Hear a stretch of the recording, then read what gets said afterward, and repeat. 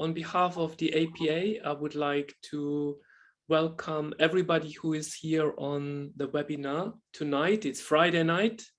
Probably many of you might be out there somewhere, but we are even then more grateful that we have Tarik here with us today.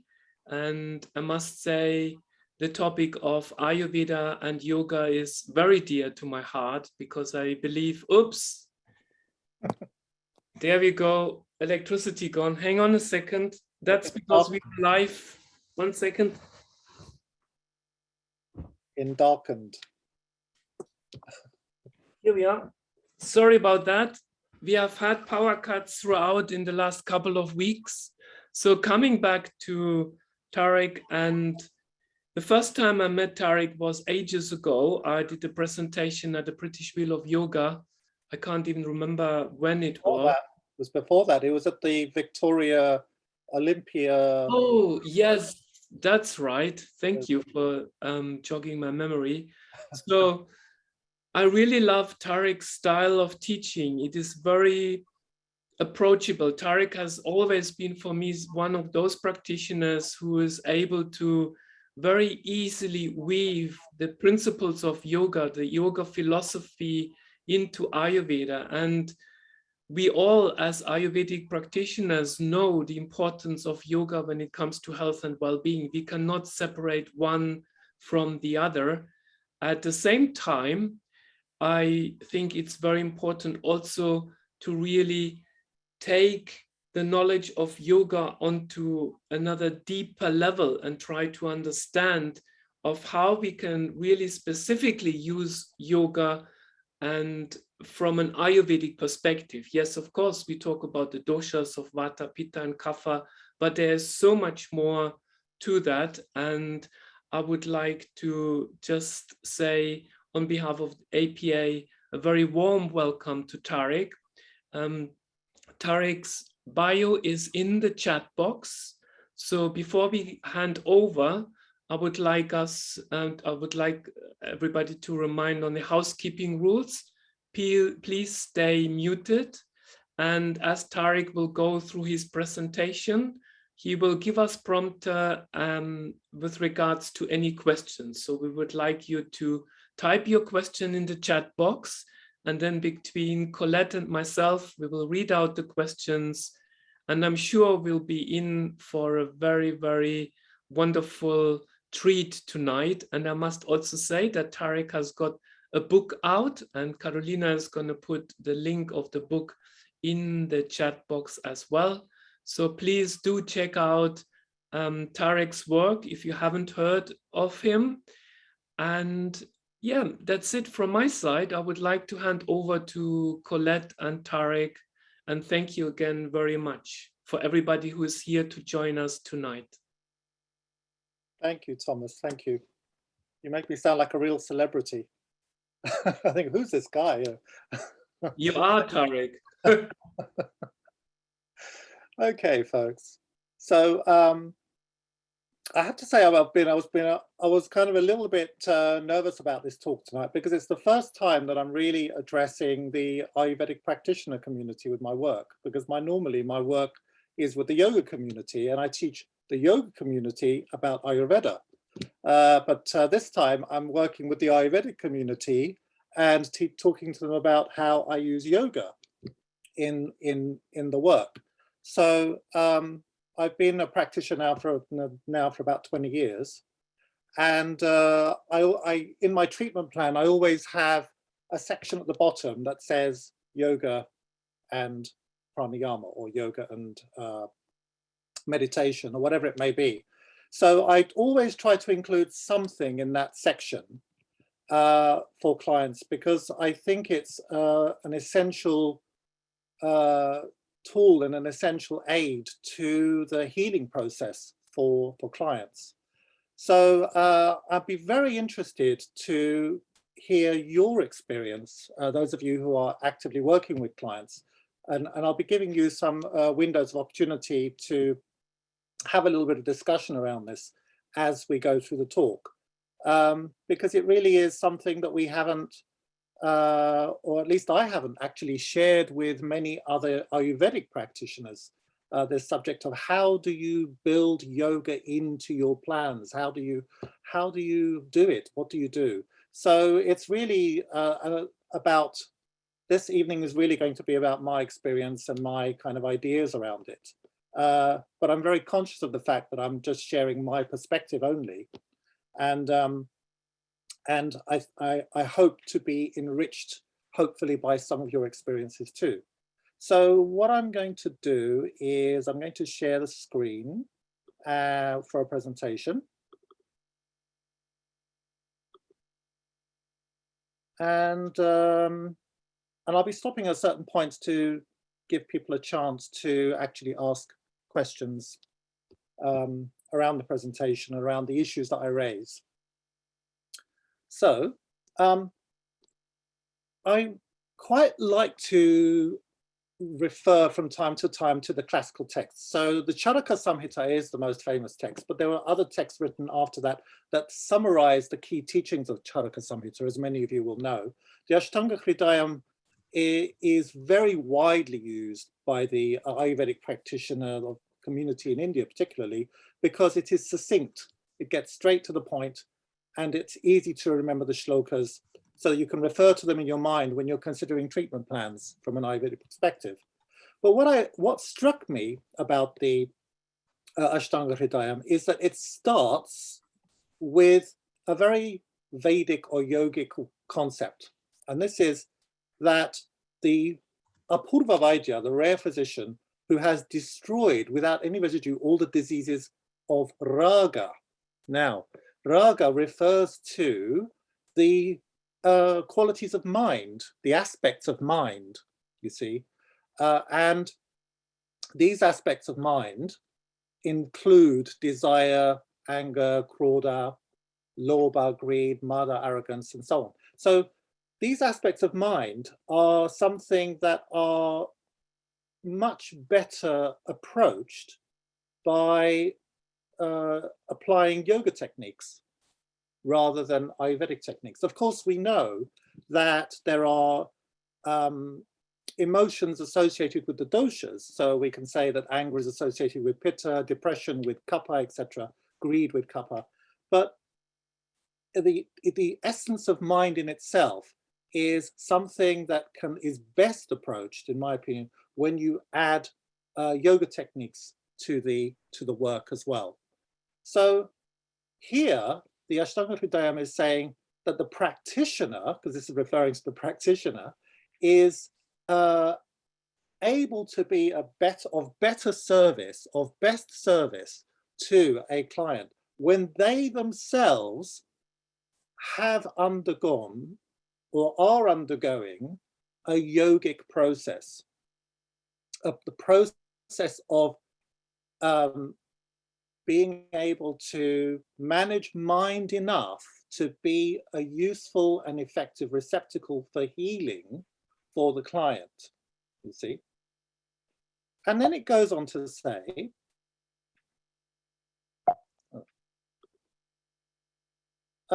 persons desirous, this is the second shloka, persons desirous of a long life, which is the means for achieving dharma, artha, and sukha, should put utmost faith in the teachings of Ayurveda. Now, I wanted to include this because when we learn a yoga philosophy, we're often learned that there are these four pillars. In the Charaka Samhita is written this: you've got dharma, duty in life, or I prefer to use the word mission in life, if you like, you know, what we're here to do. Artha, the ability to attract resources or wealth. And instead of putting moksha, which means liberation, spiritual liberation, which is a very yogic idea, they put sukha, which means that there is this idea of finding happiness in the world first, before you can actually go on to achieve moksha or spiritual liberation. So yoga is as much a therapeutic tool for achieving sukham as it is moksha. And I think that would be an interesting thing to explore this evening.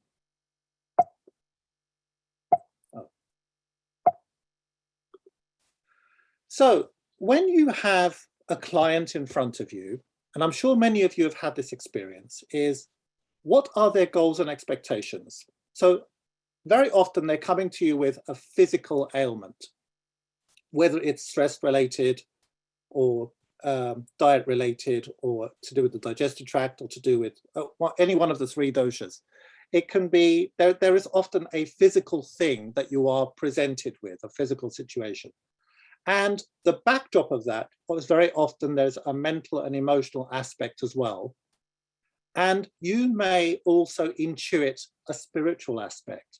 Now, the point here is, or the question here is the client receptive, or does the client have a level of awareness that is going to be enable you or allow you to include things like yoga in the practice? Because my experience is that very often a client will either not be interested in yoga, or a particular aspect of yoga, or they may be, or they're completely not receptive to having that in their plan. Because one of the great challenges of an Ayurvedic treatment plan is that you need to put things in the plan that you know that the client is going to be able to do. So very often very often the consultation is all about negotiating with the client what is possible around diet, what is possible around lifestyle, and what is possible around yoga.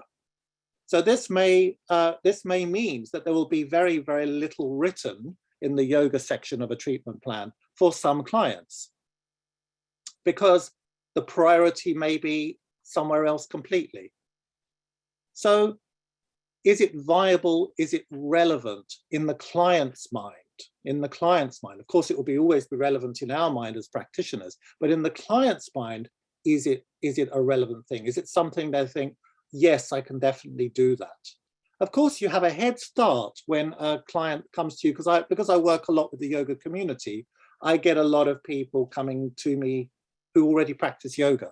So it already feels like a head start. I can do all sorts of things with the I can send sequences, I can do breathing practices, meditation practices, yoga nidra practices, whatever it may be, I can include all of that. But with the clients that don't come through the yoga door, what is possible, what is available? So this is something really I'm kind of putting to you as a conundrum in a way, because you will know what kind of clients come to you, what kind of clients are attracted to you or karmically drawn to you because of who you are. So there's a question for you, really. And I would be interested at some point to hear some of your experiences of this, and I'll come back to you a little bit later. So the next question to ask then is, in relation to the first shloka that I presented, what is your yoga? Because one of the things about learning about all these practices is that there are so many wonderful books out there. There's the David Frawley books, and then there's the Vasant Lad books, and there's the Tarik Dervish books, and then there's and then there's there are so many books on yoga for Ayurveda that you're kind of thinking, that's a good idea. This is a good idea. I'll include this. I'll include that, because theoretically there's a lot in there that one can incorporate or implement into the treatment plans, right? But the issue is, how deeply do you as a practitioner understand that technique? What is your yoga, and how much of a handle do you have over the practices of yoga yourself? So I'm a great believer that it is best that you can't teach what you don't know, and you can't prescribe what you don't know, really, which is why I only work with quite a small number of herbs, for example. And yoga, as like any tool, yoga is a powerful tool. So if you don't understand the power of a technique, then I would say be very mindful of that, and say, rather than picking up lots of ideas from the lots of the books that are out there, to actually consider, what yoga do I know? What yoga do I practice? And therefore, what yoga can I confidently pass on to my clients? So is it Patanjali's yoga? Many of you will know Patanjali's Yoga Sutras, which is really the bed of yoga philosophy, is come from Patanjali. Or is it just asana that you practice? Do you practice meditation? Do you include pranayama in your practices? Are you familiar with the pranayama practices? Have you tried a variety of them at different times of the year, for example? What kind of meditation, because meditation is such a broad term, what kind of meditation do you do? Is it a tantric meditation? Is it mindfulness? Is it mindful breathing? There are so many ways of applying techniques to mind, you see. So the other thing is, to what extent do the lifestyle and ethics that yoga talks about, to what extent are they relevant to you or your client? Because of course, there's a whole background to yoga that where yoga and Ayurveda overlap is very much in terms of philosophy, lifestyle, and ethics. So there's a lot of overlap there that Charaka talks about also. So this is really the second question that I'm posing to you, which is, what is your yoga? And how confident are you with your yoga to be able to pass on to your client? And what do you practice? And it will determine the scope of how much yoga you include in your clinical work, as discussed. And the final point here is, how well do you understand what you do from an Ayurvedic perspective? Because you have to kind of investigate that part yourself to some extent, where the yoga that you do, what impact does it have? Because a lot of people's yoga practices on a daily basis is very much sort of ritualistic, like they do it and then they get on with their day. But there's not always, I'm not overgeneralizing here, but there's not always a way to investigate, to inquire about it, an Ayurvedic inquiry around what impact the practice has on your life. So that Ayurvedic inquiry should really be the next thing that you would want to do before thinking about applying or including practices in your client's treatment plans. So there's also the question of, what is your approach to Ayurveda? Because Ayurveda in itself is not a single congruent body of information, and people use Ayurveda in different ways as well. So traditionally, when you look at Charaka, when you look at the Ashtanga Hridayam and so on, Ayurveda was formulated as a segue, if you like, a health pathway towards a yoga life. The famous quote that David Frawley said, which was, where Ayurveda ends, yoga begins. Now, that may not be your story. It's just a classical philosophical model or approach. And so your relationship with Ayurveda is also something to question.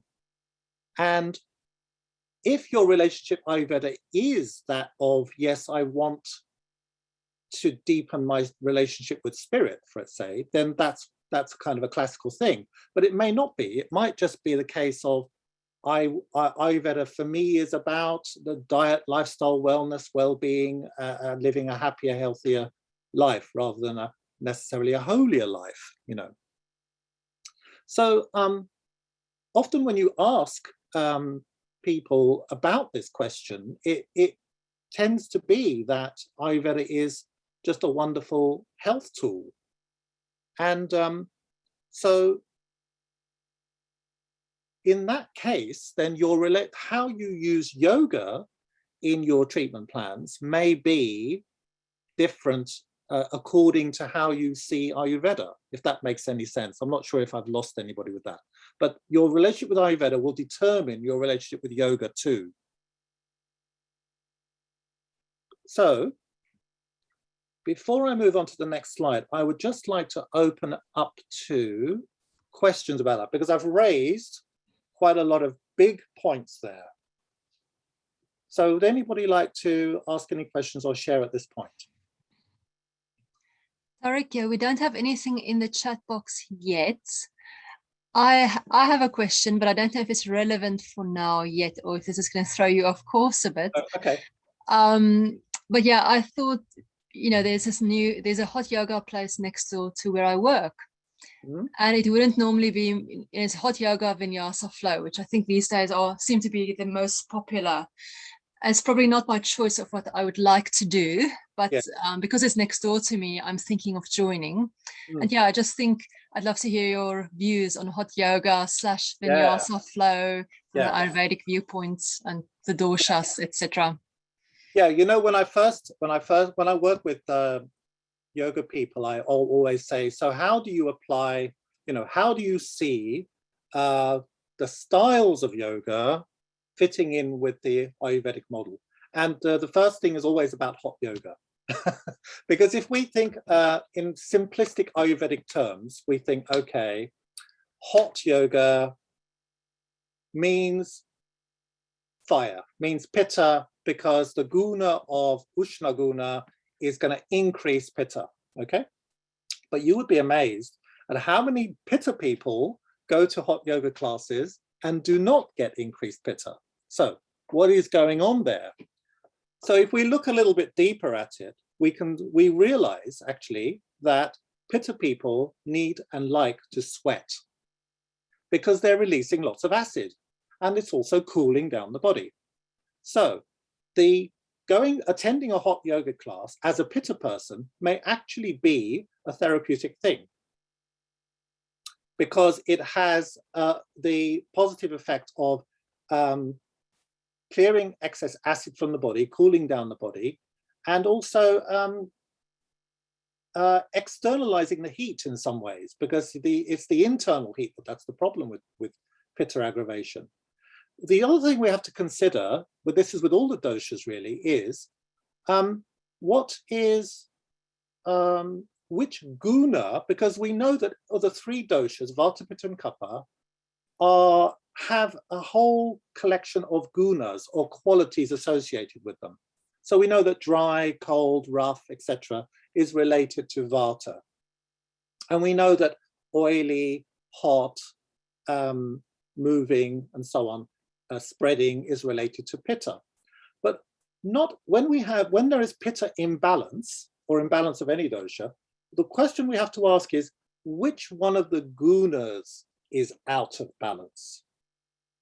Which one of the gunas? Because not all the gunas are necessarily going to be out of balance.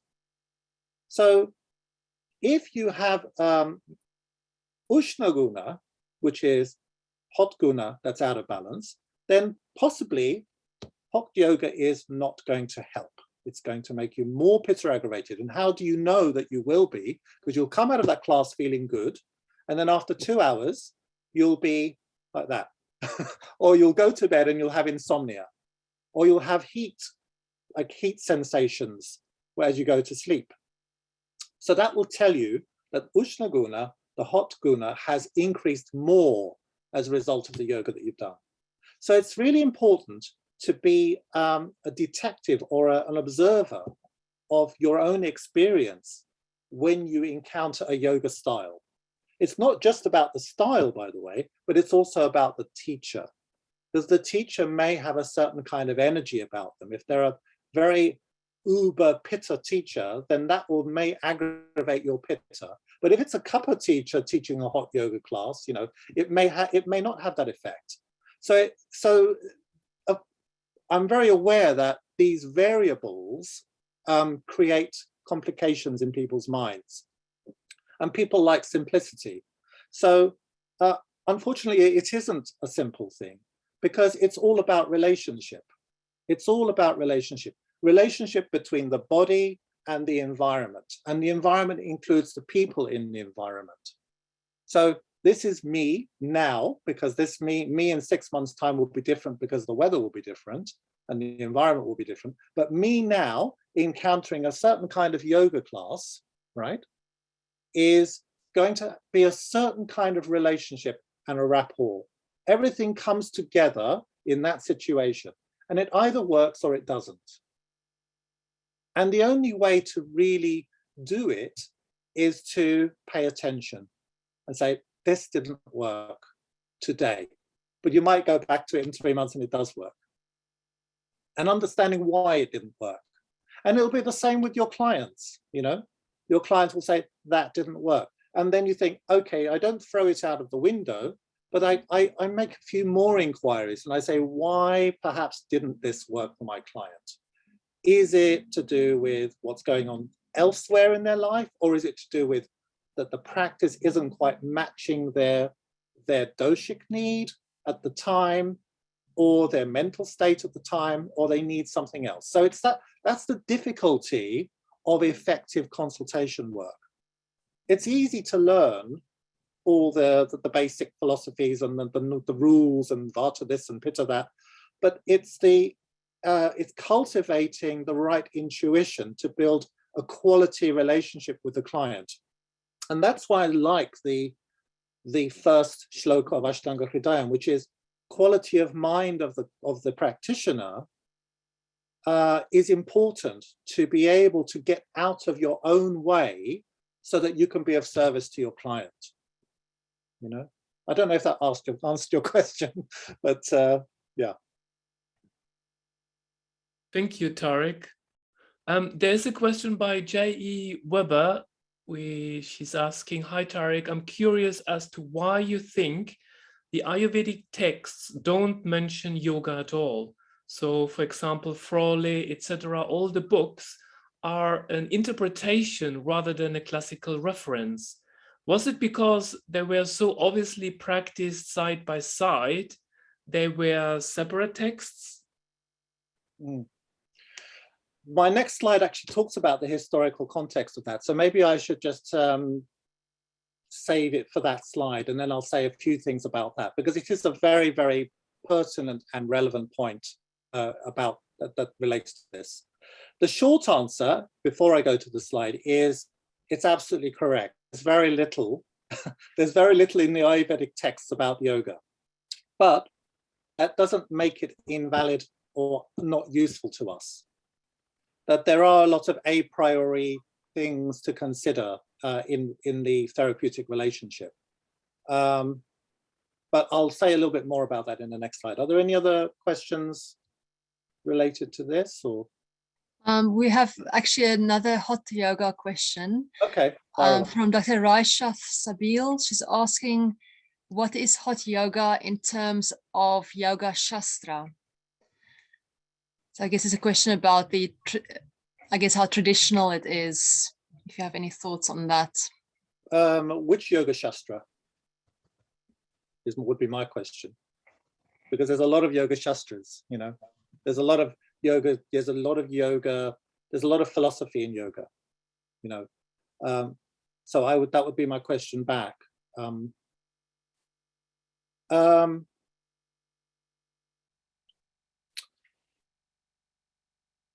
The question, I think the underpinning question here would be how the hot yoga in relation to traditional yoga.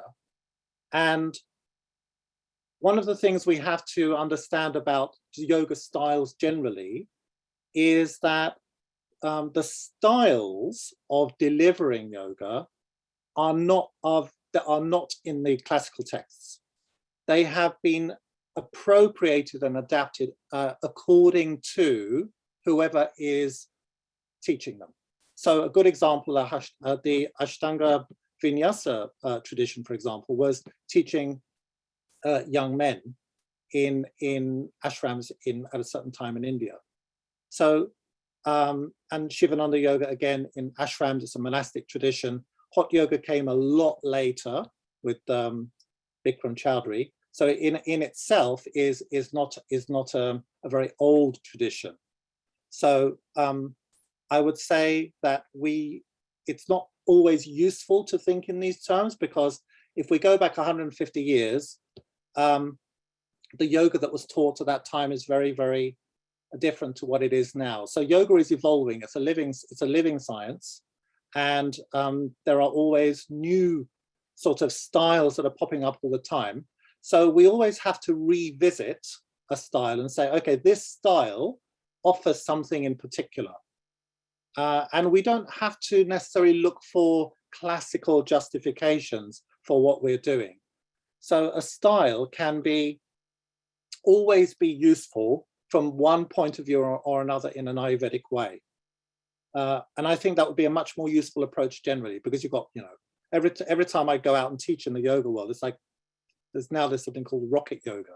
I mean, so it's really about understanding what is the relationship with Ayurveda in relation to that particular style, rather than looking for a classical reference. Okay, so I'm going to carry on now. Share screen. Okay. So one of the things to understand about historical context is that the Ayurvedic model of health, or what we call the health paradigm, is, because people often say, oh, there's no proof that Ayurveda was included in yoga texts in any way. And this is true. There are some texts where there are lots of references to Ayurvedic terminology, such as the Hatha Yoga Pradipika, which was written in 1450. So it's a pre-modern text by Swatmarama. And there's a lot of references to Ayurveda in there. But modern scholars who've done a lot of deep work on this actually say this does not prove anything. It does not prove that Ayurveda was part of any body of classical texts. And I agree with this. What it does prove, however, is that there is this health model, this what we call this pre-scientific health model, that is included in all pre-scientific yoga texts. So there are references to terminology that we use in Ayurveda, like doshas, dhatus, vata, vayu, prana, all of these things that Ayurveda has adopted, but it didn't invent, if that makes sense, because the health paradigm was already there. It's like a landscape that was already there, and Ayurveda was just bringing it together for a particular purpose, you see. So when we think, where is the Ayurveda in yoga? Where is the Ayurveda? We don't have to think so reductionistically. We can think, what world was Ayurveda and yoga sharing? That's a more useful way of thinking about it. They were sharing, and Tantra, they're sharing the same kind of health world, the world of the panchamahabhutas, the 5 great elements, the world of the doshas, the kind of living, the world where the mind perceives through the indriyas, through the senses, and there's this kind of backdrop of the soul, the Atman, which is kind of an accepted concept in most Vedic texts. This is the world that Ayurveda evolved and developed in. And I think this is a much better way of looking at it, rather than looking for proof of correlation, like, there's nothing in the yoga texts and that means that but it's kind of, when you look at it in this broader way, you realize that it's kind of not, it doesn't matter. It doesn't matter that there's no specific references, because there is this world in which yoga, Ayurveda, Tantra, and many of the other yoga texts, including the Amrita Siddhi, which is something I studied recently, lots of references to dhatus and doshas and so on. It doesn't mean that they were referring to Ayurveda necessarily, or specifically to Ayurveda, but I would imagine that the Ayurveda was just was kind of accepted as part of that collective of knowledge that was around at the time, that was kind of shared around lots of different modalities and lots of different, for want of a better term, sciences or Vedas, bodies of knowledge. So that I found that way of looking at it very much more helpful. And it kind of made me realize that actually I don't need to seek proof in a way that that yoga is something valid within the context of Ayurveda. Yeah, so that's all I really want to say about that.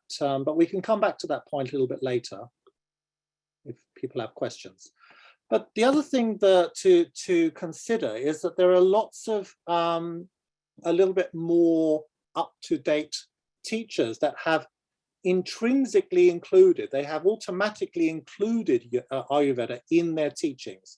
Krishnamacharya used Ayurvedic pulse. Shivananda, well, just actually looking at his book today, Yoga Asana, makes lots of references to Ayurveda. He was really into Ayurveda. He was actually a medical doctor, Shivananda. He was around in the early 1900s, late 1800s. And he included a lot of Ayurveda in his teachings of yoga, because again, it's because it's a useful paradigm, it's a useful model to refer to when you're talking about medical aspects. So yoga therapy, one could argue, before the whole science thing took off, yoga therapy was very much about from an Ayurvedic perspective. But what is the impact of this yoga on the from the pre-scientific point of view? The impact of this yoga on the doshas, on the bhutas, on the gunas. What is the impact on the agni, for example?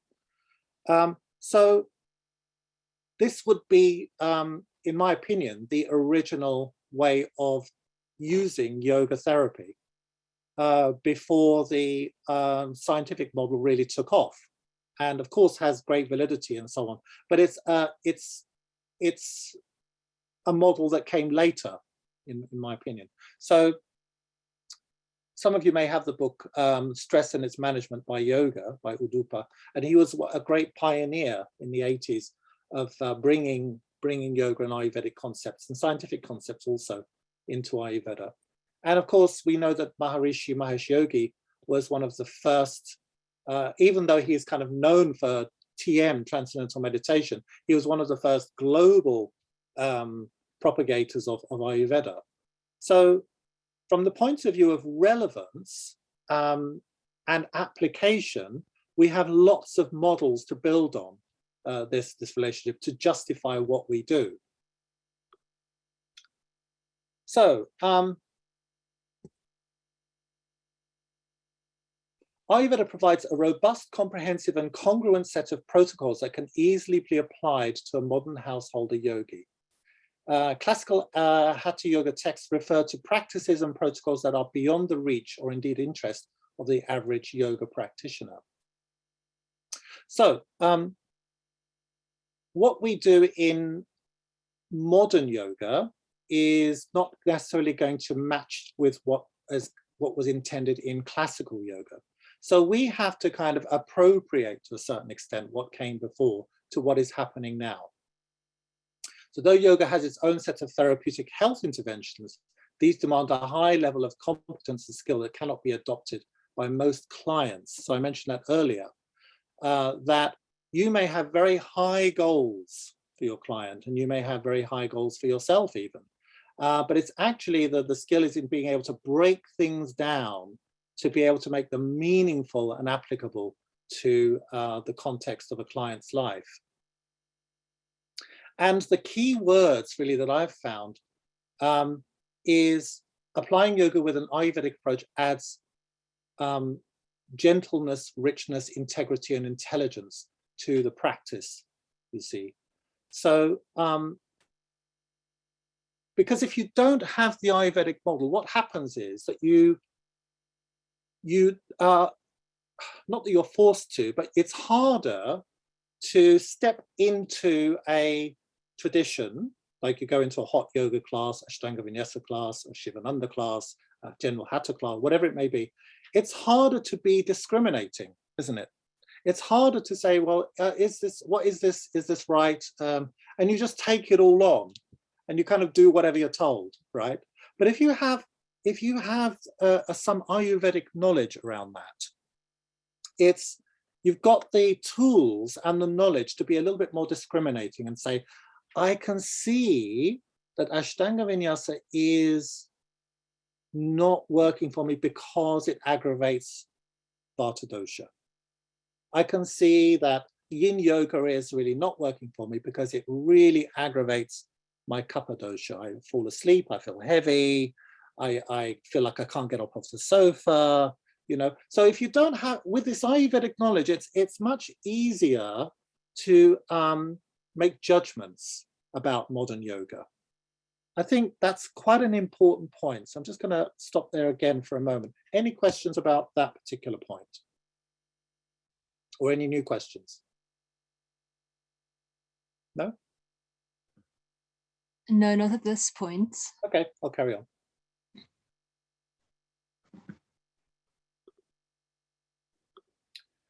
So how can Ayurveda be applied to yoga teaching?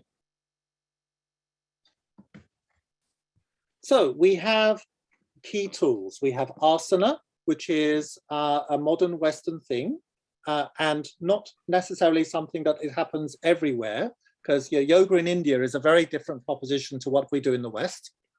So we have pranayama, which means the management of prana, or the vital force, the expansion and control of this vital force. And from the point of view of Ayurveda, we can consider that pranayama may have some cooling effect, if there's a pitta thing going on, or it may have some balancing effect, or it may have some warming or heating effect.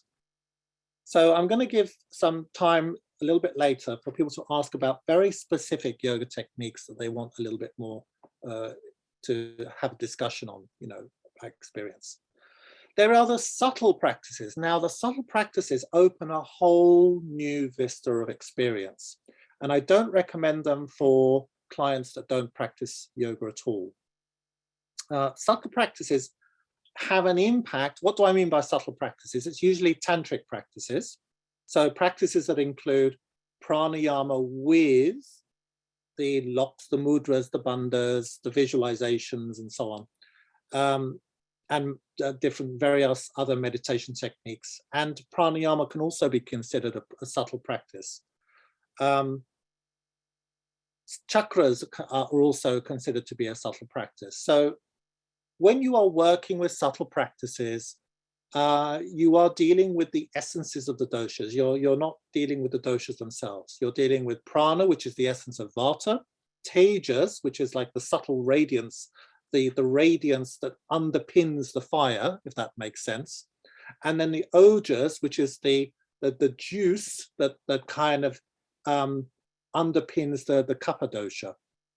So when you're working with the subtle practices of yoga, you are working with the essences of the doshas. Now, the danger here is that when you work with subtle practices and the client or the student or whoever it is you're working with is not ready for those practices, all that will happen is that the dosha or the essence will increase and convert to the dosha. So instead of having sort of spiritual radiance and enlightenment, you'll end up getting pitta aggravated, because the tejas converts into pitta as a waste product, if that makes sense. I hope it does to some of you. So I would suggest that you should be very careful about including too many of the subtle practices in your treatment plans. To keep it simple, keep it very simple. You've got some movement work to do. You've got simple breathing stuff to do, mindfulness work, and really keep it at that, because even if you include mantra, which is a very big thing, and by the way, mantra is included in the application of psychiatry, Ayurvedic psychiatry. So there are a few yoga techniques that are definitely weaved into Ayurvedic protocols, and that's one of them. Be careful with mantra, because mantra is powerful, you know, and there's a lot. Ultimately, it may not be of service to your client. Also, if you don't have a strong relationship with mantra yourself, I would also say be careful of it, you know, because it's a whole other toolkit, you know, mantra. There's a lot of work that can be done with mantra, and there are some traditions that actually train you in how to use mantra, including some Krishnamacharya traditions. But be careful with it, yeah. So one thing that we can do, of course, is help people find stability by giving them herbs to be able to do that. So one of the things that I've found is that, and they talk about the concept of vyayama, don't they, which is exercise in Ayurveda. And the thing about vyayama is that it is actually not recommended when you have very high ama. Ama means toxin, for those of you who are not sure. So when you have very high ama, which means you have a lot of lethargy, heavy coating on the tongue, very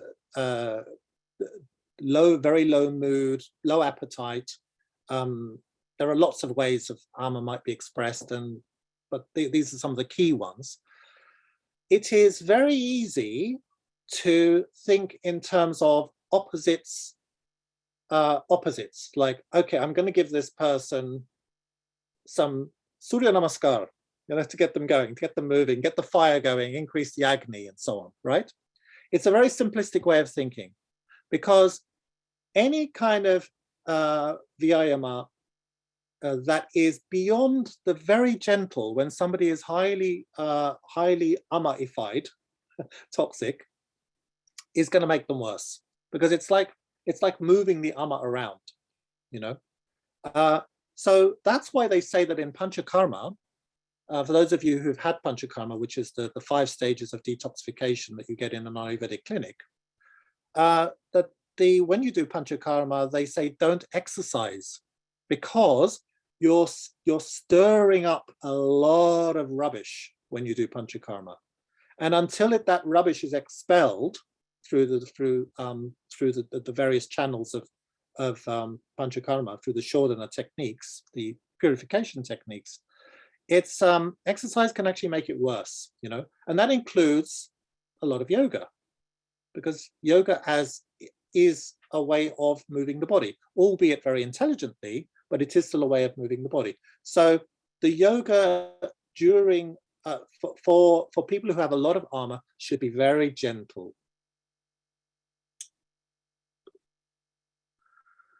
So when we are thinking about how to use asana from an Ayurvedic perspective, there are lots and lots of ways of doing it. The main consideration, which you probably won't find in a lot of the books on this on the market, is that vata dosha is the thing to consider, because vata controls all movement. Movement of everything is vata controlled, right?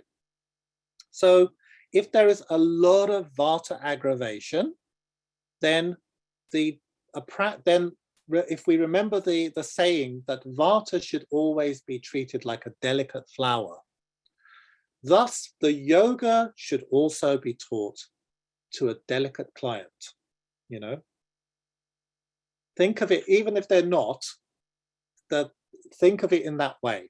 And so any asana that's built in, asana meaning posture, that's built into a treatment plan, should always primarily, until there's a good, strong relationship with the client, primarily be of a very gentle and simple sequence that is short.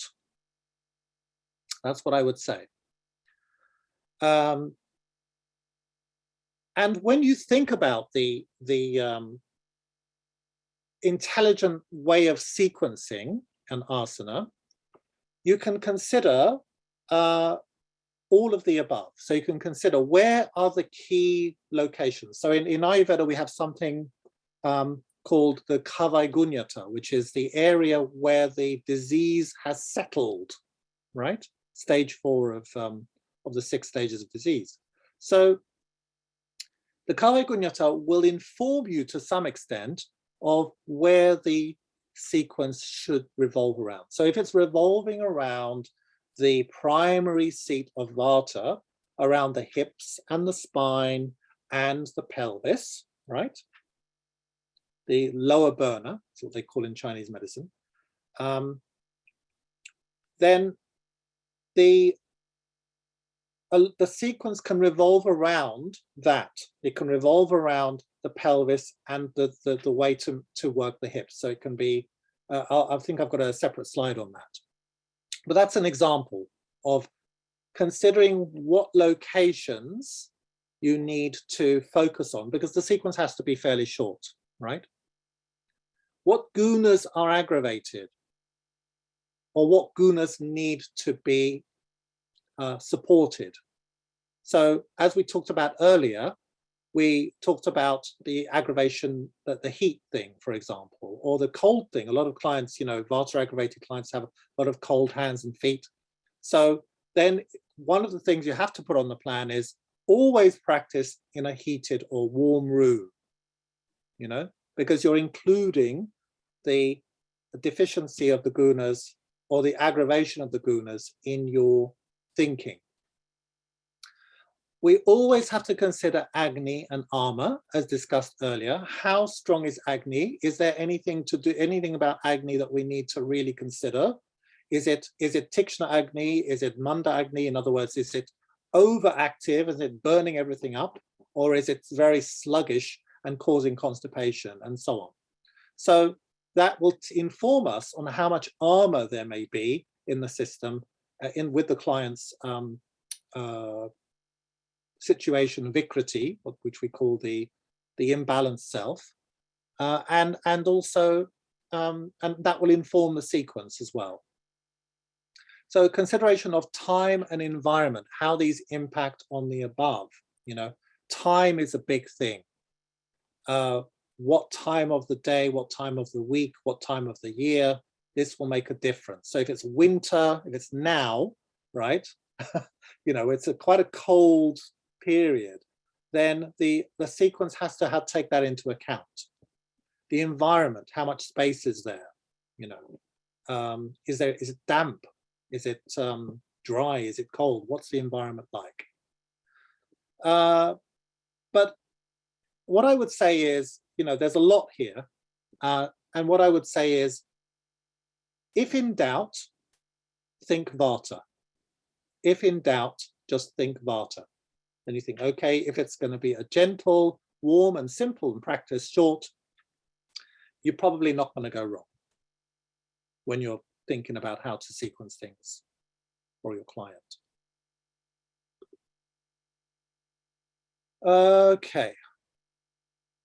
So I don't know if I want to say anything about that. Asanas that stretch, tone and squeeze. Doshic seats to remove Vata blockage in those areas. 3 parts of the digestive tract. So we have to just, in very simple terms, think, what does asana in a very physical way do? It stretches tissue, and I like to use the word tissue because often in yoga books they talk about muscles and ligaments and tendons and this and that, which is actually not very helpful because we have so many tissues in the body. We have fats, we have all the dhatus in action, right? Everywhere. So, you know, it's much more useful to think in terms of what the impact of practice on tissues as a whole. They get stretched, they get squeezed, they get toned, and this is a therapeutic thing in itself, you see.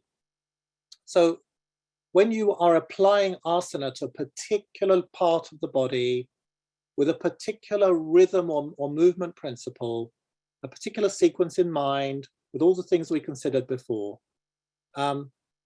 then this is one of the reasons why it helps. This is why it helps from a very practical point of view, because we're not only stretching the tissues in the surface of the body, we're also stretching the deeper tissues. We're stretching the organs. We're stretching the digestive tract. We're toning. We're stretching, toning, squeezing, compressing all the tissues in the body that go from the surface right through to the very depths of our being. And that, from a very practical point of view, from an asana perspective only, that is quite a powerful thing that a lot of people need.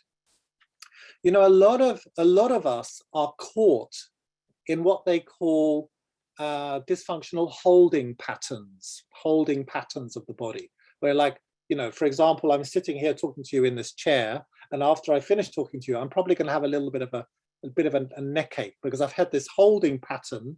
When I talk, I tend to do that a lot, right? You know, like I'm lecturing, like a sort of, you know, professor. But holding patterns are something that you will notice in your clients a lot, you know. And one of the observations are what is the quality of their posture? What are their relationship with how they hold their body? And how they hold their body, this refers back to Vata again, you see. A holding pattern, or the pattern of posture generally, is something that one should definitely address and include in the treatment plan. Right. So asana can be used to work with the physical body, the pranic body, the energy field of the body, which is all about the channels of Vata, and there are 5 directions of Vata which we can talk about, and also how to work with the mind. Any questions? Hi, Tarik. Hello. Thank you. It's really fascinating and interesting. We had a comment, if you just find it. Raishat was commenting that she has seen clients visiting with side effects after they've done some of these more subtle practices. Yes. I just thought if you had maybe any comments on that, or maybe what you have seen and maybe some of the side effects you have seen. Yes, definitely. And that's why I wanted to point that out as it's something that people overlook. You know, you read David Frawley's Yoga and Ayurveda, a beautiful book, wonderful book, but full of subtle practices, which are really quite powerful, you know. And I've always kind of like, because a lot of my yoga students, they say, what book should I buy, you know, and so they buy the Yoga and Ayurveda book, and then there's all these practices, and there are, fast forwarding 10, 20 years of looking at this, doing this work, teaching this, and so on, they don't serve the client in the way that you would hope. They make subtle practices that are not kind of cultivated over a long period of time with guidance and with a good foundation, often they cause headaches, anxiety, depression, mood swings, and energy swings very often. They can cause insomnia. They can cause difficult feelings to arise, because we're talking about the essences. We're talking about the essence. We're talking about one step closer to the soul, right? Basically. So we're talking about what's happening in the energy field, in the pranic body, what they call the pranamaya kosha. So in one of the yogic models is that we inhabit we inhabit 5 layers of being. So we've got our physical body, which is what they call the annamaya kosha, the food sheath, and then there's the pranamaya kosha, which is the pranic field, where a lot of the thought and emotions are. So you are playing with the pranamaya kosha when you are dealing with subtle practices. And this is where thought and emotion are inhabited. So if you're not, and the Hatha Yoga Pradipika is very careful about this. It says, don't work with the pranamaya kosha before you have a very robust physical practice, so that the externalized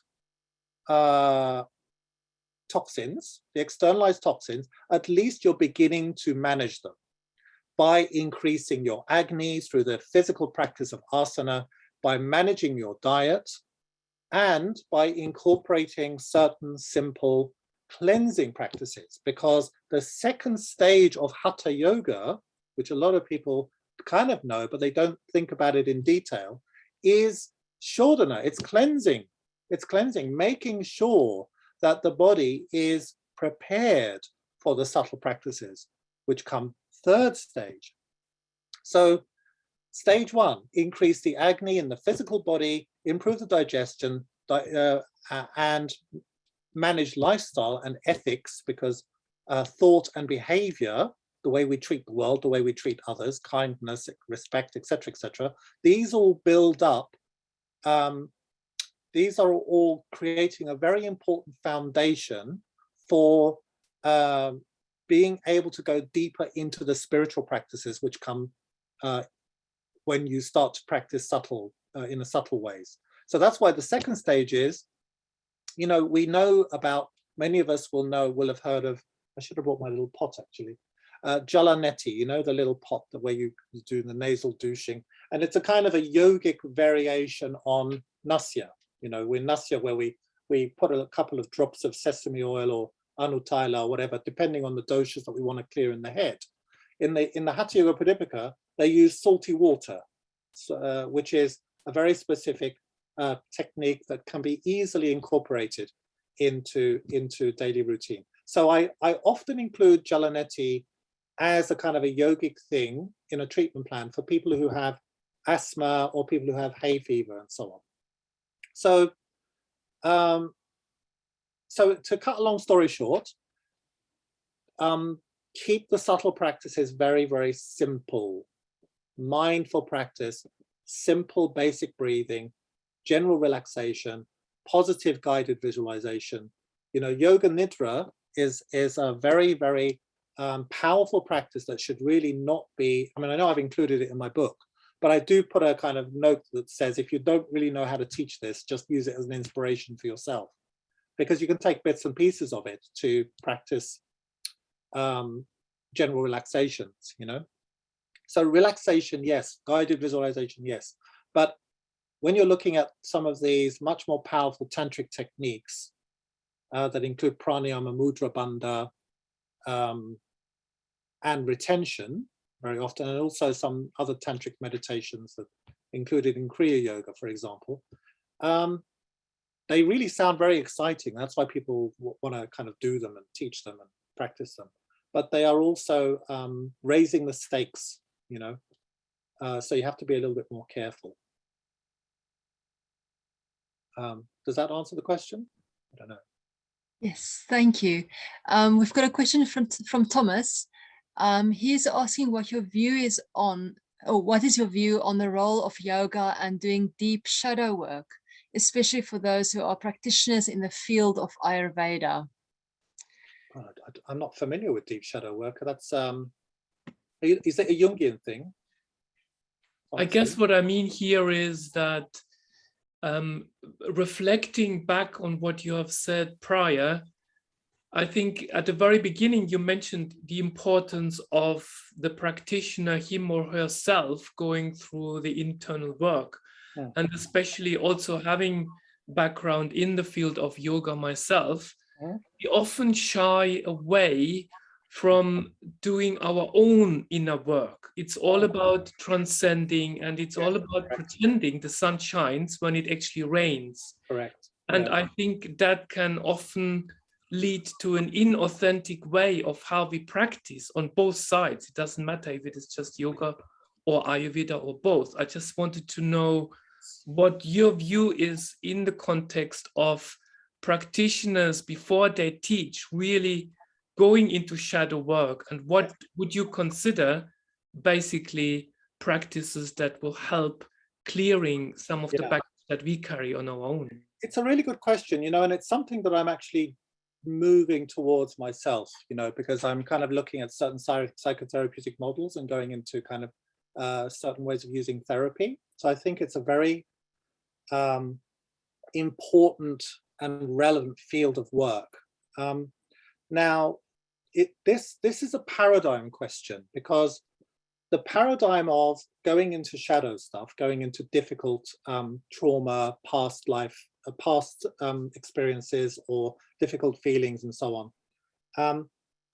There's one model that says if you go into it, you bring light to it, you bring awareness to it, then it loses its power and it loses its control, and you have greater agency in your life. Okay, that's one model, right?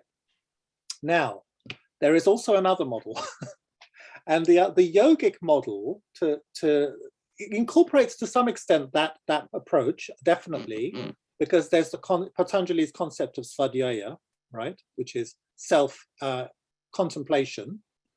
But there's also the idea that raising your vibration, your mental vibration, by having a mantra, will sort that out automatically. Now that's a different paradigm. Rather than imagining or assuming that awareness will be enough to bring about integration, I would say for some people it is, but for other people it isn't. And I would also say that it is in itself, and this is my experience of being in and out of therapy myself, in and of itself, it's not enough. That one needs to raise one's vibration as well, to be able to be receptive to a higher vibration of reality, because reality is fashioned by the way our mind is wired. So if we are bringing awareness to difficulty, may not necessarily liberate the mind from it. And a lot of people have this view, a lot of yogis have this view. They say, well, you know, delving into trauma or becoming aware of the origin of a trauma may not necessarily liberate you from that trauma. But what may liberate you, and of course it's a questionable thing, is to raise your expectations of reality. And of course the law of attraction is based on that idea of raising one's expectations of reality. And the law of attraction is just as real as the law of karma, understanding cause and effect. What is the cause of a trauma?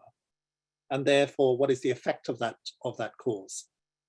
So there is a paradox here that one needs to address. And as with all paradoxes, both are true.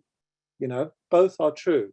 That awareness of trauma is just as important as an investment in a higher level of reality, because reality mirrors back what you experience in the world is mirrored back to you through your mind and your senses, because we know that Ayurveda is made up of the Ayush, according to Charaka, is made up of the mind, the senses, the body, and the soul. So there's a kind of relationship between these four things the whole time, you know. So that's my view, anyway. Thank you for that. Colette had a question. Can you please talk a bit about the use of marma points in yoga? Ooh. And Colette was mentioning, I remember that you did a workshop on this for AyuFest. Is something you use a lot with your clients? It's something I use a lot in classes more than with clients. Now, the reason why, okay, first of all, marma, for those of you who don't know about what marma is marma or marmani, which is the plural, are junctions in the body where the physical body and the pranic body intersect. And so these junctions in the body often coincide with acupuncture points, acupressure points. So that's how you kind of know that there's something in it. So when you're learning about Chinese medicine, which I did for a while, these points tend to run along lines, which they call meridians. And these lines are not considered to be part of the physical body per se. They're part of the pranic body. See, I do that deliberately because the understanding of prana is a very subtle thing.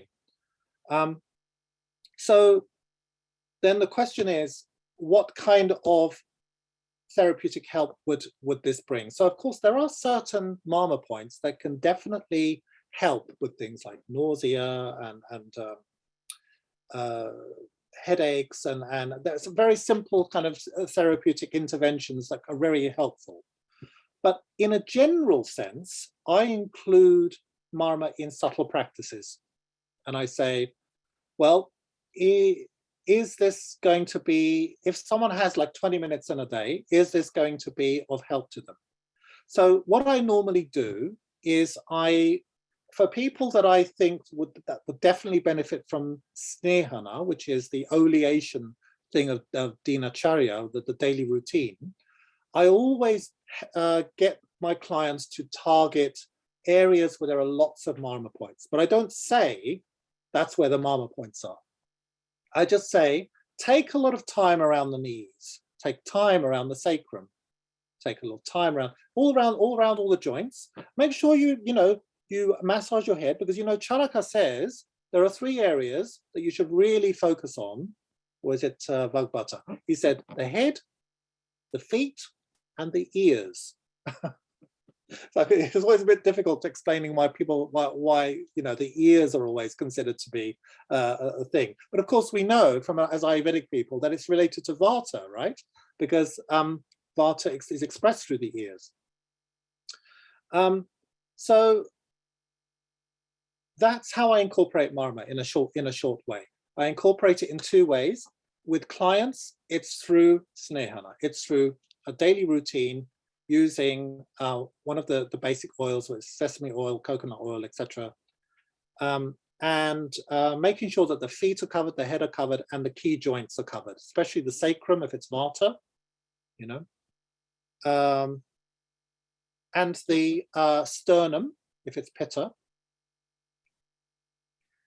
and the head if it's kapha, because there's a lot of congestion, in the head for kapha people. So it helps to bring a little bit more clarity when you get people to massage their heads every day with a little bit of oil.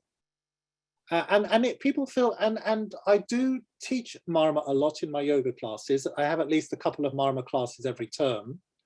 And I actually did one this week. And the feedback is always just so good because people feel really good. There's a little bit of massage in there, and when they're stretching, when they're catching their toes, I always focus on the marma point between the big toe and the second toe, which they call Marma, which means quick acting marma. And it's quite a vitalizing point.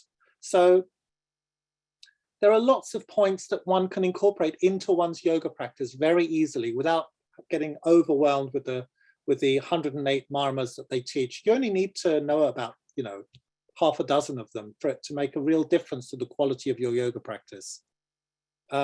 Practice it yourself. I guarantee you'll feel better. It will deepen your experience of the asana. For those of you who know the basic marma areas, just look for the simple ones that are easy to access. Don't kind of look for the very, very obscure ones, because there are so many obscure ones that you can never ever find. And when you incorporate them into your daily practice, then you will be more confident about including a few into your clients' ones as well. But they don't necessarily need to know about marma. You can just say, when you do this, practice it in this particular way. Catch this point, catch that point. Close your eyes. Imagine that you're breathing into the points where the hands make contact with the body.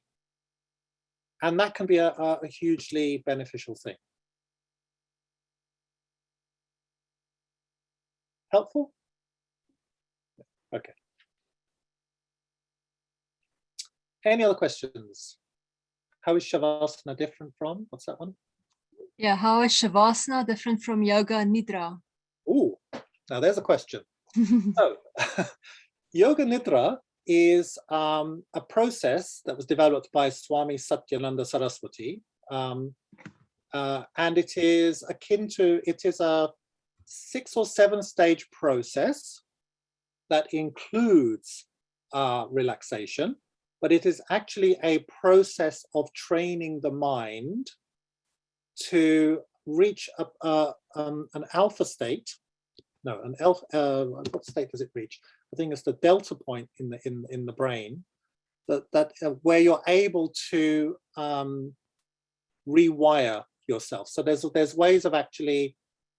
It's a therapeutic. In short, it's a therapeutic process. That it is not just about relaxation. It is about transformation.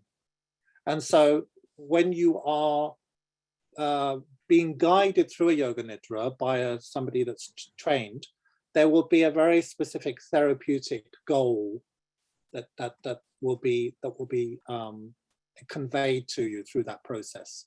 In terms of, it's all about language and applying the language to the way you use the mind.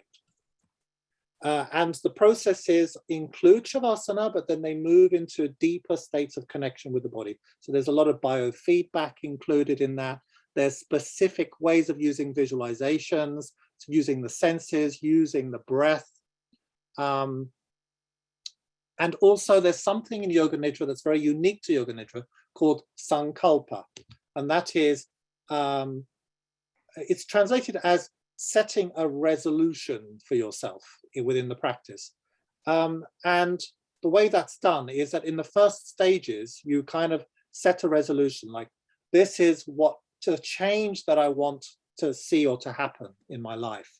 And then you go through the Yoga Nidra process, and that, so you're effectively rewiring the mind to be able to become receptive to solving a problem or to executing that change.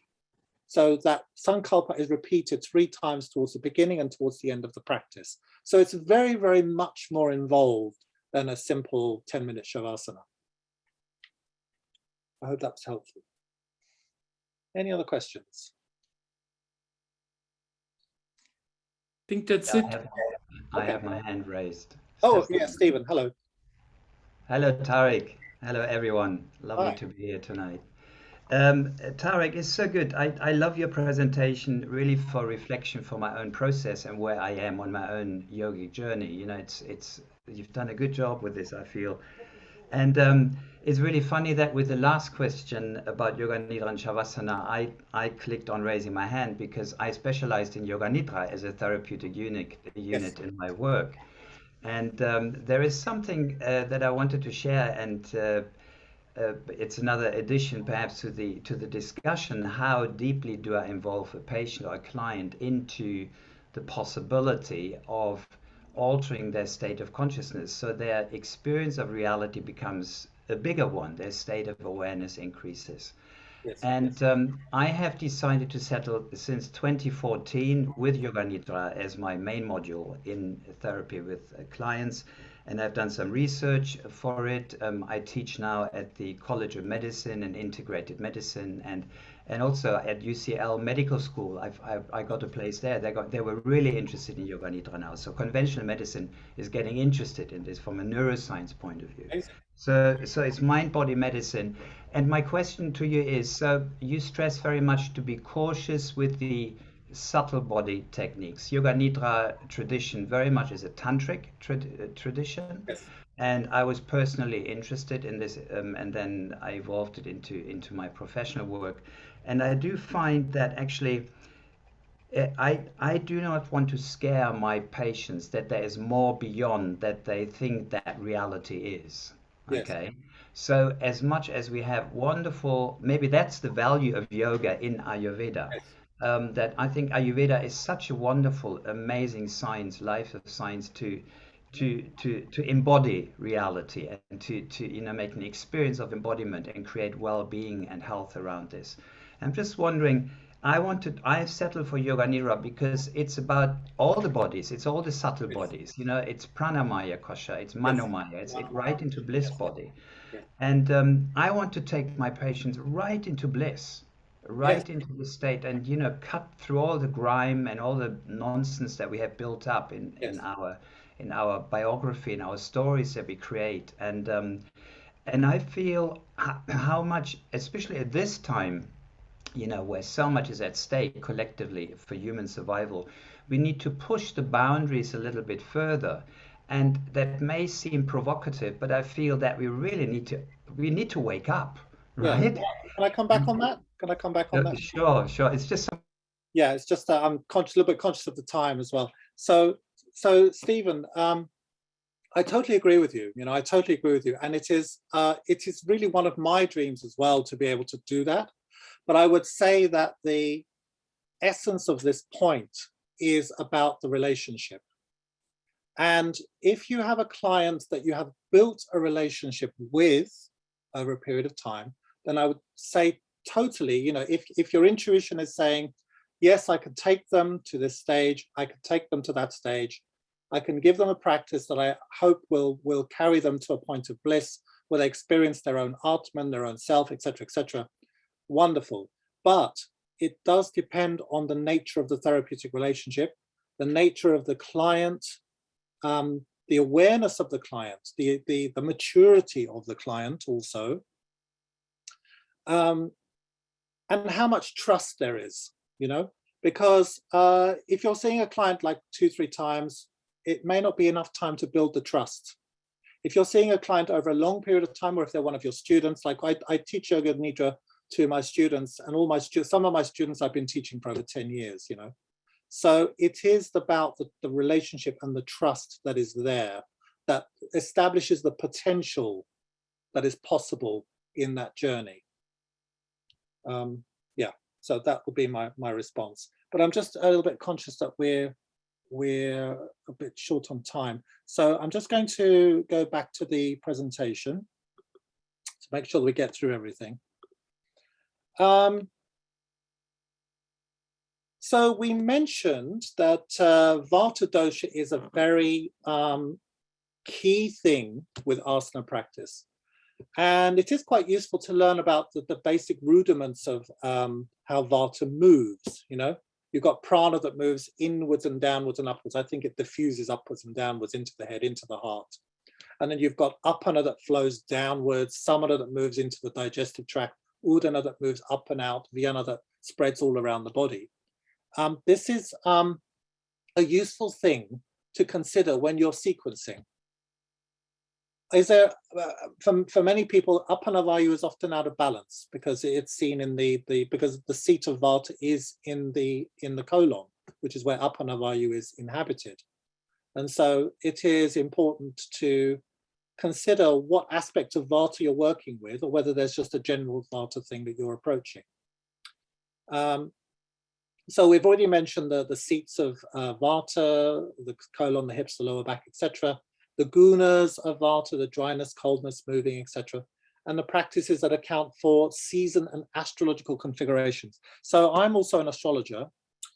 So I do take that into account, like the moon cycle. And I was reading something very interesting today about the Ides of March. Has anyone ever heard of that? It was actually the time when Julius Caesar, the day that Julius Caesar was murdered. It's on the 15th of March. Actually, this year it's the 18th. And it's actually the time, there's an Ide, which means a division or a time, a middle of the month.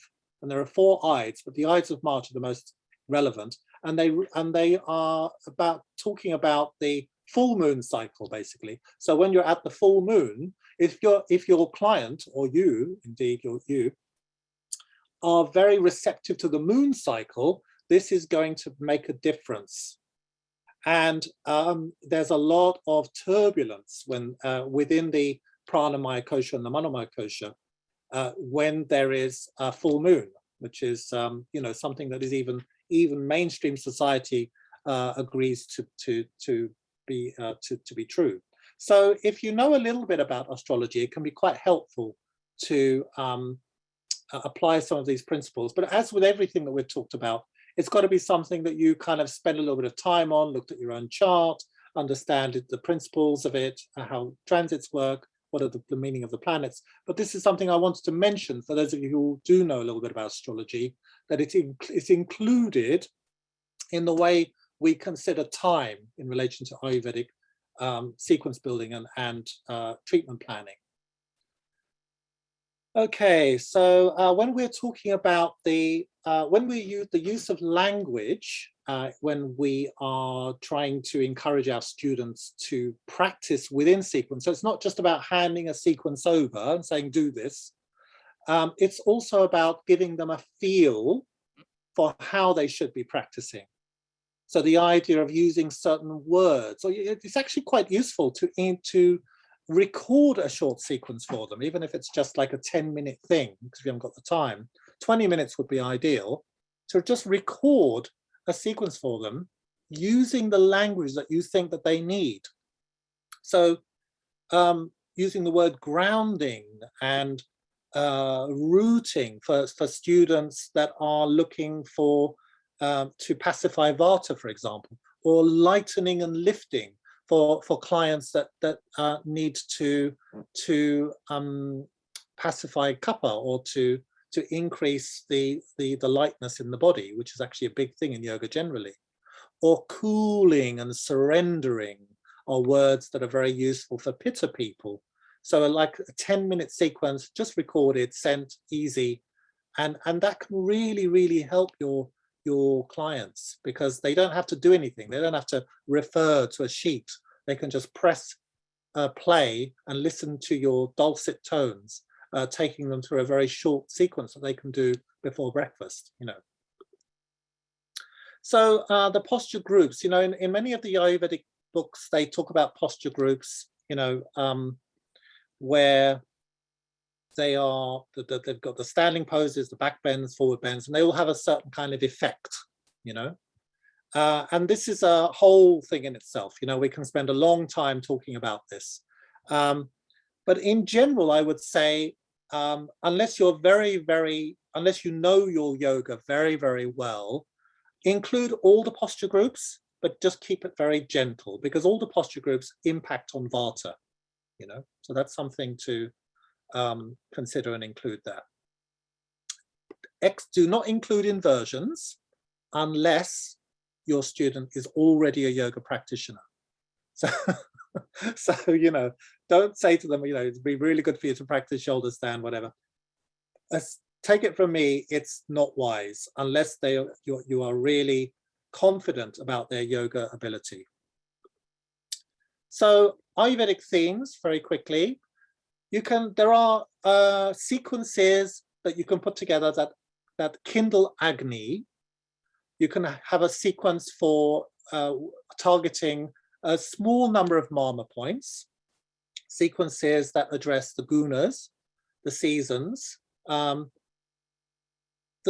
Any sequence will relate to vata, but the rhythm of the sequence should be addressing vata in a very gentle and delicate way. So slow, gentle practice. Things like chair yoga, gentle sequences, no extreme postures, nothing extreme, because that would just make vata more aggravated. You can have sequences around the 5 elements, which is actually quite a nice thing to work with, symbolism of the 5 elements. And the chakras is something that is generally taught in yoga circles anyway. So in the absence of extensive training, think vata. So that's what I said earlier. If you think this is all too much, I've just listened to Tarik and I'm none the wiser, just think vata. Go back and look up, revise your vata stuff, and then you will not go wrong, because the sequences that you put together for your clients, or even the basic breathing practices that you put together, will be gentle, focusing around joint mobility. The Pawan Muktasana series, for example, from the Satyananda tradition, breath and mindfulness rather than pranayama. Don't do pranayama unless you know you have that relationship with the client, they have the experience, etc. Spine mobility, short holds, you know. Don't. Another thing that happens is that people kind of think, oh, you know, I'll give this posture and they can stay in it for 10 breaths, 15 breaths, 20 breaths. No, it's too much. 6 breaths, 6 to 10, depending on how fast the breathing is, absolute maximum. And in fact, you know, vata is much better gently moving in and out, gently moving in and out. A simple, slow, dynamic practice is best, because then that kind of everything just, you know, kind of gets warmed up and everything flows in a very gentle sort of rhythm. And the practice, encourage it to be daily, because as part of the dinacharya, which is why it shouldn't be too long. 20 minutes maximum, even less, 15. Something that can be done every day, simple, mindful, gentle, and includes maybe a little bit of breathing as well, basic breathing, or gentle. The only pranayama I would say you can do is ujjayi, where it's just a gentle sibilant breath, where you hear the sound, you hear yourself breathing. That's what they call ujjayi breath. Keep pranayama very simple if you are going to teach it.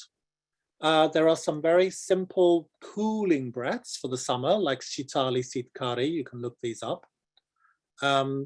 Even breathing is very important because we know that vata is irregular. Vata is like the wind, irregular, up, down, up. You never know when it's going to happen. So to pacify vata, to regulate vata, you want to encourage in the sequence even breathing. Breathing in on 4, breathing out on 4, momentary pauses between each breath. Breath suspension should really be just suspension rather than holding for a long time, unless, again, you have a good relationship with your client and you know that they are capable of more than that. Because wrong practice can aggravate vata. I remember before I even started Ayurveda, back in the late 80s when I first started doing Shivananda yoga, I used to get headaches every single day. And I thought, well, this is just because I'm detoxing. But I didn't understand then that the practice was inappropriate for me at that time, and I was getting vata aggravated. So I would say, heed warnings from my experience. Relaxations can be very much easily target. You can easily target doshic imbalances with relaxation, guided visualizations. The cooling colors of blue for calming pitta, warming colors of yellow for enlivening vata or kapha, and so on. So guided visualizations, mountains for stability, water for coolness. I'm sure there are lots of people who do this a lot better than I do. But guided visualizations can be a very powerful and simple thing that in most cases are not particularly risky, So subtle practice, again, best avoided, as I said. Shatkarmas we talked about. We mentioned a little bit earlier. We mentioned the Hatha Yoga Pradipika, talking about shatkarmas as the second stages of preparation for pranayama. We talked about jalaneti. I didn't mention Charaka, which is actually candle gazing, and it can be a very wonderful thing just to get your clients to sit. I do this quite a lot. You get clients to sit in front of a candle just for 5 minutes. Even 5 minutes is quite a lot for clients to do that, and gaze at it. But the whole practice is actually gaze at it without blinking, so your eyes stream. But that's not the only way of using Charaka. You can actually use Charaka as what they call a dharana, which is a cultivating focus. And this helps to build strength, mental strength over a period of time. So just to sit and gaze at a candle in a quiet, dark room for 5 minutes in the evening, switch off the TV, and do that. It's an amazingly powerful and insightful thing. It does increase tejas. That's the only thing to be a little bit mindful of. So because of that, if the dreams suddenly become very vivid, or there's insomnia afterwards, then that's something to be mindful of. But from my experience, it's generally a very safe practice. If there are digestive problems, avoid things like kapalabhati because it can be very uncomfortable. But for people who are generally healthy or have health problems that are not related to the digestive system, a simple pumping action in the abdomen, this is if you know the practice already, it goes back to the first slide really, can be taught to clients if you know how to teach it and if you're confident about it. Otherwise, there are other things that can also be done. So general recommendations, keep the practices short. 20 minutes, I would say, is really the maximum for an average person working person who's got to have breakfast, sort out the kids, get to work, get on a train, blah, blah, blah. If you're including a little bit of basic breathing meditation, the whole practice should be no more than 30 minutes. A lot of meditation practices are like, 15, 20 minutes long twice a day. That can be done for many people who have very organized lives or who are really into yoga. But for your clients who are not into it and who need a little bit of, gentle sort of easing into these practices, I would say 20 minutes is the max, really. So there's my book. Sure. Okay, and that's it. That's it. Any final questions, folks, because we're slightly over time? I'm happy to. Hi, Tarik. Yeah, there's no new questions. So I think, yeah, as it's a little bit past 8, it'd be great to wrap it up. But thank you. That's really, really amazing. Really fascinating. And yeah, I think Thomas wanted to say a few things as well. So thank you from the APA. For everyone else, Carolina's just put up a feedback questionnaire. If you could kindly complete that before we log off. Thank you very much, Tarik, for this very comprehensive presentation. And I think what is really wonderful is one of the things that you said at the very beginning. I made a note of it.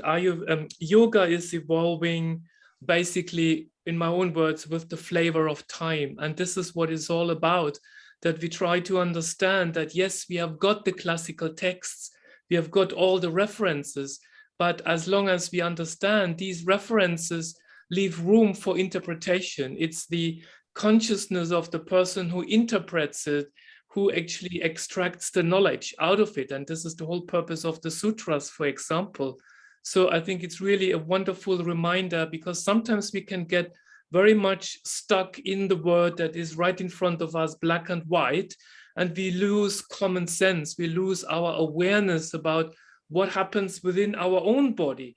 And the question, for example, on hot yoga, and you explained it really wonderfully, of going back to the gunas and understanding the practice from the gunas and also mahabhutas, for example. And that really takes the pressure off, and it helps us to stop being rigid with any practice and become fluid in the practice and try to understand what works for us, what works for the client themselves, rather than what we also think as practitioner, guiding the client towards a self-referral process. So thank you again for a wonderful presentation. There are so many more questions that I would personally have, but I think it's really time to close. So thank you, Colette, and everybody, Carolina in the background. And we would like to invite everybody to our next seminar, which is the 2nd of April. We will talk about cancer, the treatment of cancer, and in particular, the context with the role of arma in cancer with Dr. Ram Manohar. And it's going to be a longer seminar, a webinar that will take about 4 hours. So we'll have a short break, but it would be wonderful to see everybody there. And maybe, Tarik, if you would be open to perhaps come back to us in the future, and maybe we can focus on one of the areas that you have touched upon today, and we can dive a little bit deeper, perhaps in the practice of marma or whatever. So would you be open to come back? I'd be delighted. It's such a, it's a passion of mine, and then I'm always very happy to share my experience of things and to hear other people's experiences, because I'm here to learn also. Amazing. So thank you everybody for watching. We wish you a wonderful weekend. And yes, the recordings will be available afterwards. Again, thank you so much, Tarik, on behalf of the APA for your time tonight. Thank you, everybody. Thanks for coming.